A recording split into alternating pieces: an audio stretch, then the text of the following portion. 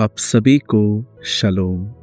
ये वीडियो उन लोगों के लिए है जो उर्दू समझते हैं और मैं इस वीडियो में कोशिश करूँगा कि मैं कोई भी हिंदी वर्ड्स नहीं, लेकिन मैं सारे उर्दू वर्ड्स यूज़ करूँ जितने मुझे आते हैं।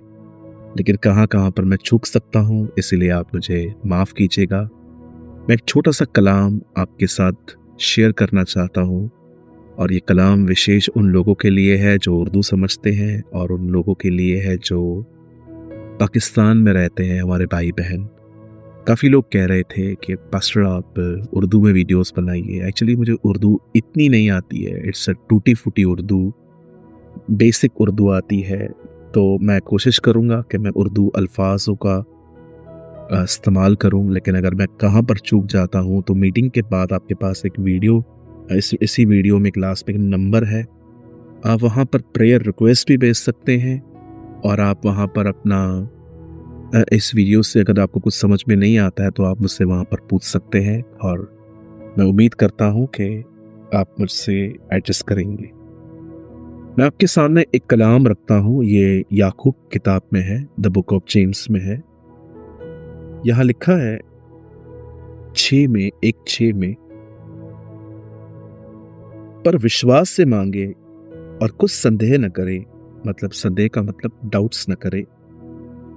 जो मांगे वो ईमान से मांगे और शक न करे, क्योंकि शक करने वाला समुद्र की लहर की तरह है जो हवा से बहती और चलती है।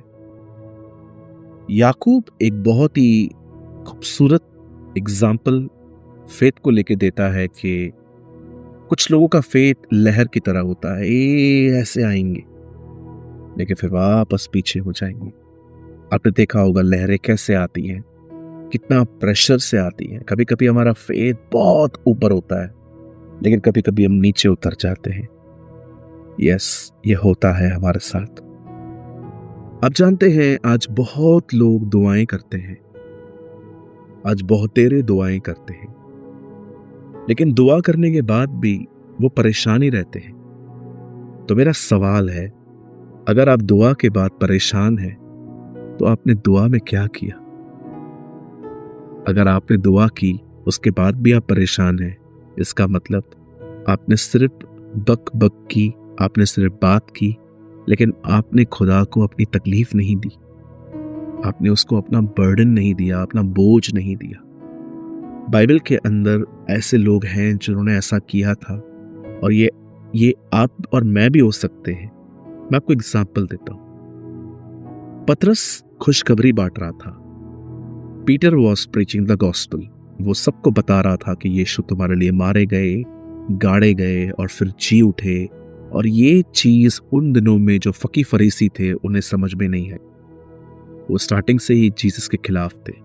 सो उन लोगों ने क्या किया, पतरस को पकड़ा, लोगों को सौंपा, लोगों ने उसको जेल भेज दिया। अब पतरस जेल में है, वो कैद है और चर्च प्रार्थना कर रही है, खुदावंद हम दुआ करते हैं, पतरस को छुड़ा, पतरस को आजाद कर। और खुदा उनकी दुआओं को सुन के फरिश्तों को कहता है जाओ और पतरस को छुड़ाओ। और जब पतरस सोया हुआ था उसे वहां से निकाला जाता है, बाहर लाया जाता है और पतरस वहीं आता है वापस जहां चर्च मिलके, जहां कलीसिया हैकल में जॉन मार्क के घर में दुआ कर रही थी।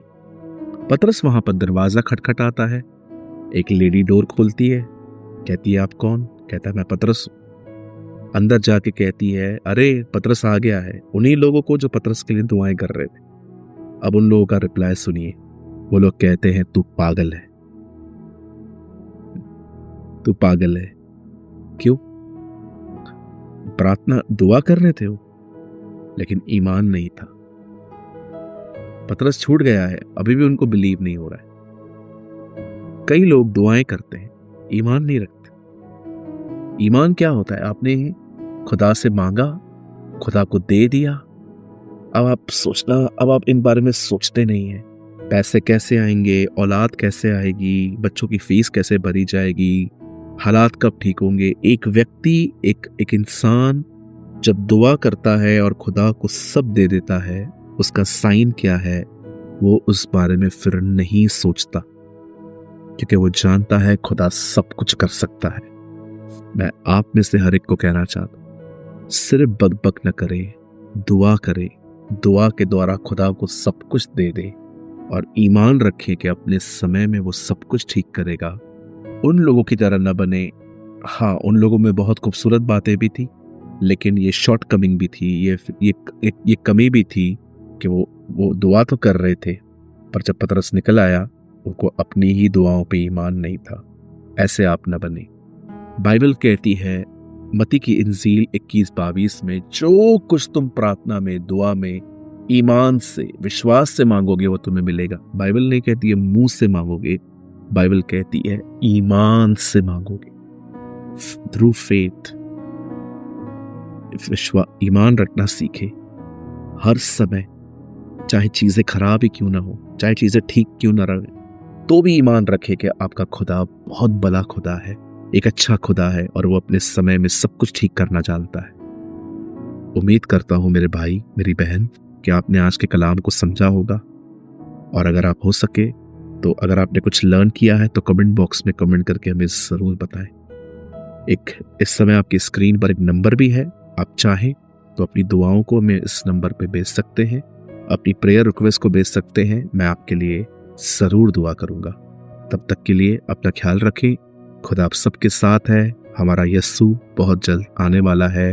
आप सभी को सलाम। Thank you.